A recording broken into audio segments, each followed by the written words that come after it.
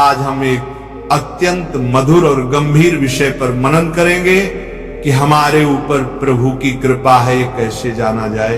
क्योंकि बहुत लोग कहते हैं महाराज भगवान तो सब पर दया करते हैं, फिर भी किसी का जीवन सुखमय है, किसी का दुखमय क्यों।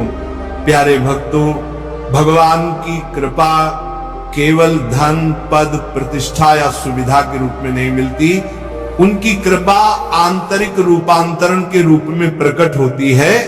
जब ईश्वर कृपा करते हैं तो पहले हमारे स्वभाव को बदलते हैं, हमारे चित्त को निर्मल करते हैं और हमारे भीतर ऐसे 8 लक्षण प्रकट होने लगते हैं जो बताते हैं।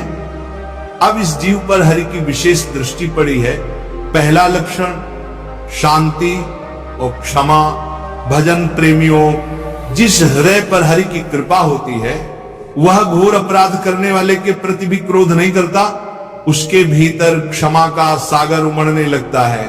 वह समझता है जिसने मुझे कष्ट दिया वह मेरे कर्म का दूत बनकर आया है। वह मेरा शत्रु नहीं बल्कि मेरे कल्याण का साधन है।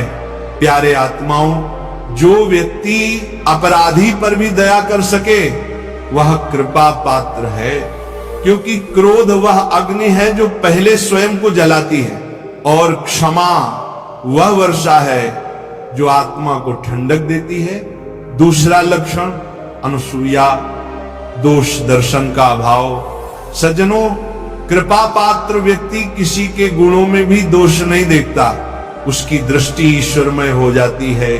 क्योंकि जैसे मक्खी केवल मैल ढूंढती है वैसे ही दोष दृष्टा व्यक्ति दूसरों में केवल कमी देखता है। परंतु कृपा पात्र की दृष्टि भवसागर में कमल की तरह होती है। जो कीचड़ में भी सुंदरता देखता है वह दूसरों को गिराने में नहीं उठाने में आनंद लेता है। तीसरा लक्षण शौचाचार, भीतर और बाहर की पवित्रता। भक्तों, जिसके ऊपर हरि की कृपा होती है वह बाहर से भी पवित्र होता है और भीतर से भी निर्मल। उसका तन स्वच्छ रहता है, उसका मन छल और कपट से रहित। वह झूठ नहीं बोलता, किसी का छल नहीं करता। उसके हृदय में सच्चाई का दीपक जलता रहता है। ऐसा व्यक्ति हमेशा स्मरण में रहता है, हरि नाम ही मेरी सुगंध है, हरि नाम ही मेरी शुद्धि है। चौथा लक्षण विरक्ति, भजन विरोधी कर्मों से दूरी। प्रेमी आत्माओं, भगवान की कृपा वाला व्यक्ति संसार के कर्म करता तो है पर उनमें फंसता नहीं। वह वही कर्म करता है जिसमें सत्य बना रहे और भगवत स्मरण छूटे नहीं। जिस कर्म से भक्ति दूर हो उस कर्म को वह त्याग देता है।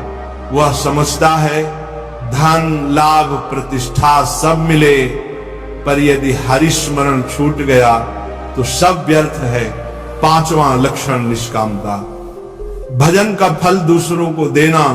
साधकनो, कृपा पात्र व्यक्ति अपने भजन, अपने जप, अपने तप का फल दूसरों के मंगल के लिए समर्पित करता है। वह कहता है, हे प्रभु, मेरे भजन का फल यह हो कि सब सुखी रहे, सब निरोग रहे, सबका चित्त आपको प्राप्त हो। ये सच्चा भक्त है जो अपने साधन को केवल अपने लिए नहीं रखता बल्कि सर्वभूत हिताय उपयोग करता है। छठा लक्षण भजन में निष्काम आनंद।